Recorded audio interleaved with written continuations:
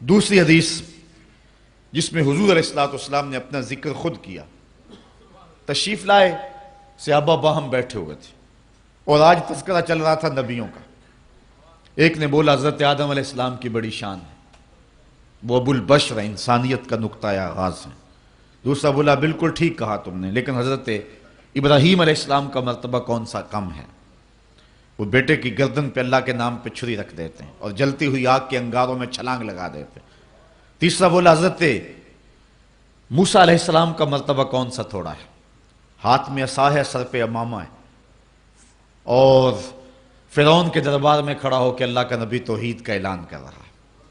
ایک نے کہا حضرت عیسیٰ علیہ السلام کی شان کون سی کم ہے۔ یہ گفتگو کر رہے تھے، آگے تذکرہ تو آنا ہی حضور کا تھا، لیکن حضور خود تشریف لے آئے، جس کا تذکرہ ہونا تھا وہ خود ہی آ گیا۔ آقا کریم فرمایا صحابہ کیا گفتگو کر رہے تھے؟ بلا جھجک کہا ہم نبیوں کا تذکرہ کر رہے ہیں۔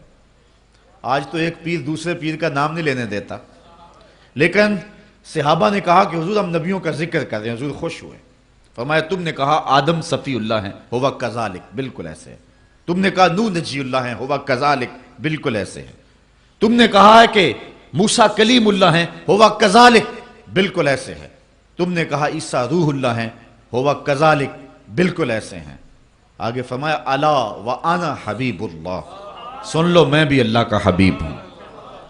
لواء الحمد بیدی یوم القیامہ، سارا حمد کا جھنڈا قیامت کے دن میرے ہاتھ میں ہوگا۔ اور یہ جتنے نبیوں کا تم تذکرہ کر رہے ہو، آدم علیہ السلام سے لے کر کے حضرت عیسیٰ تک، یہ سارے کے سارے نبی میرے جھنڈے کے سائے تلے ہوں گے۔ ولا فخر، اور اس پہ میں فخر نہیں کرتا۔ یہاں ملا علی قاری نے مرقات میں بڑی خوبصورت بات لکھی، وہ کہتے ہیں بات فخر والی ہے، کرتے کیوں نہیں؟ ابو البشر، انسانیت کا نقطہ آغاز، جھنڈے کے سائے تلے کھڑا ہو، بات فخر والی ہے کہ نہیں؟ وہ ایک زمانہ تھا کہ کسی شخص کی والدہ فوت ہو گئی، تو ان کا شوق تھا کہ چیلم کی تقریب میں میری حاضری ہو۔ 3-4 گھنٹے کا سفر تھا، میں نے معذرت چاہی، تو اس نے کہا جی ہمارے اس مجمع میں بڑے سول اور فوجی حکمران آئیں گے، آپ کو پیغام دینے کا موقع نصیب مل جائے گا، اتنے لوگ بہانے سے اکٹھے ہوں گے۔ میں نے پھر بھی معذرت چاہی، تو اس نے کہا جی ہمارے ہاں ایک ایٹمی سائنسدان آئیں گے، تو آپ تو پھر آئیں، تو مجھے بھی شوق تھا انہیں دیکھنے کا، تو میں ان کے ہاں چلا گیا۔ جس کی والدہ فوت ہوئی اس کا تو سب کچھ اجڑ جاتا ہے، لیکن میں نے اس شخص کو دیکھا کہ اس کے پاؤں تلے زمین نہیں لگ، پاؤں زمین پہ نہیں لگ رہے تھے، اس خوشی میں کہ آج میرے گھر کے اندر ایسے ایسے مہمان ٹھہرے ہوئے۔ یار جس کے گھر کے اندر چند معزز اور معتبر مہمان ٹھہرے ہوں، خوشی سے اس کے پاؤں زمین پہ نہ لگیں، اور جس کے جھنڈے کے سائے تلے نبی کھڑے ہوں، پھر اس کی کیا کیفیت ہوگی؟ لیکن کہا ولا فخر، میں فخر نہیں کرتا۔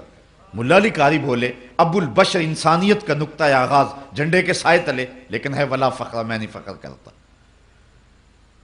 شہنشاہ حسینہ، ماہ خوباں، جس کے چراغ حسن سے پورا مصر روشن ہو گیا، جناب یوسف علیہ السلام جھنڈے کے سائے تلے کھڑے ہیں، بات فخر والی ہے کہ نہیں ہے؟ کہا ولا فخر، میں نہیں کرتا۔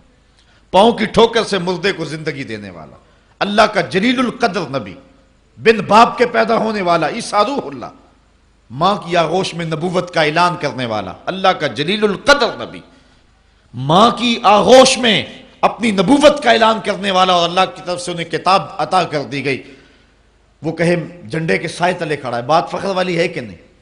کہا ولا فخر، میں نہیں کرتا۔ ملا علی قاری کہتے ہیں جب بات فخر والی ہے تو کرتے کیوں نہیں؟ پھر خود ہی کہا یہ حضور کے لیے فخر کی بات نہیں ہے کہ نبی جھنڈے کے سائے تلے آئے، بلکہ یہ نبیوں کے لیے فخر کی بات ہے کہ حضور کے جھنڈے کا سایہ مل گیا ہے۔ فخر کا دل میں دریچہ باز کرنا چاہیے، جن کا تو آقا ہے ان کو ناز کرنا چاہیے۔ یہ ان کے لیے ناز کی بات ہے کہ حضور کے جھنڈے کا سایہ نصیب ہو گیا۔ لوگ چاند پہ جا کے فخر کر رہے ہیں، میرا نبی چاند کو قدموں میں بلا کر بھی فخر نہیں کر رہا۔ یہ حضور کے لیے فخر کی بات نہیں کہ چاند کو بلایا ہے، یہ چاند کے لیے فخر کی بات ہے کہ حضور نے بلایا ہے۔ اگر اشارہ کسی اور سمت اٹھتا تو وہ بھی قدموں میں سلامیاں پیش کرتا۔ تو اب دیکھیے کہ یہاں حضور علیہ الصلوۃ والسلام کا ذکر اور انبیاء کا ذکر ہوتا ہے، اور خالص ساری مجلس اسی عنوان سے منعقد ہوتی ہے، اور یہ سراپا دین ہے۔ مہربانی کر کے اس چینل کو سبسکرائب کریں اور زیادہ سے زیادہ اس ویڈیو کو شیئر اور لائک کریں۔